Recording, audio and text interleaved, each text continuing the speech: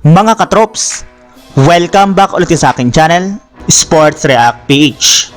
At ngayon nga ay pag-uusapan natin ang balitang ganado na nga po ngayon ang Phoenix Suns na makapasok sa playoffs. Pag-uusapan na rin nga natin dito sa ating panibagong video ang balitang pagbabalik ni Austin Reeves sa Los Angeles Lakers.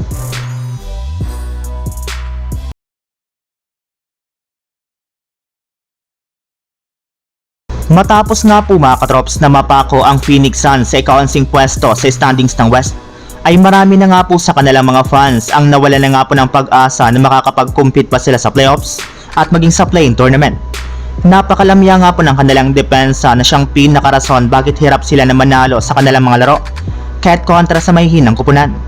At iyan na rin naman nga po ang nangyari sa kanilang last game laban sa Clippers kahapon nang maaga sila ditong matambakan. Mabuti na lang at sinalba nga po sila dito ni Kevin Durant na siyang nagdala ng enerhiya sa kanilang buong kupunan.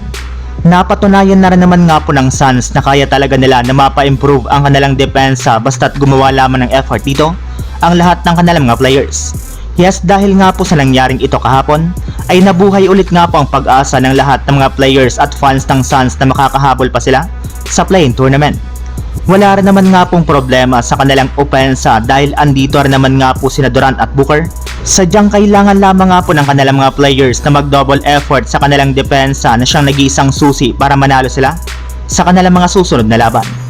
Samantala, punta naman tayo sa ating sunod na pag-uusapan sa balitang pagbabalik ni Austin Reeves sa Los Angeles Lakers. Pagkatapos nga po mga katrops na maipanalo ng Lakers ang kanilang last game sa New Orleans Pelicans at magkaroon ng 7-game winning streak, ay kakalabanin na rin naman nga po nila bukas ng umaga ang New York Knicks sa isang rematch sa loob ng Crypto.com Arena. At bago pa man nga po magsimula ang kanilang laro, ay inanunsyo na nga po dito ng Lakers ang kanilang injury report kung saan nakalista na nga po dito bilang questionable si Jordan Goodwin at out para naman nga po ang kanilang mga players na sina Rui Hachimura, Maxi Kleber at si Markieff Morris na pare-parehong may inindang injury sa kanilang mga pangangatawan. Nakalista na rin naman nga po dito bilang probable ang kanilang mga key players na sina Luka Doncic, LeBron James at maging si Austin Reeves. Yes, malaki na nga po ang tsansa na makapaglaro na dito si Austin Reeves matapos ang ilang game niya na pagkawala sa team dahil sa pagtatamo niya ng injury sa kanyang right cuff. Kaya sigurado nga po na mas lalo pang lalakas ngayon ang lineup ng Lakers para sa kanilang next game. So yun lang mga katrops, ang handog kong story ngayong araw.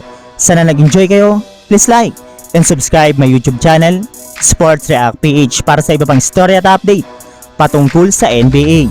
Kita-kits muli sa ating susunod na video.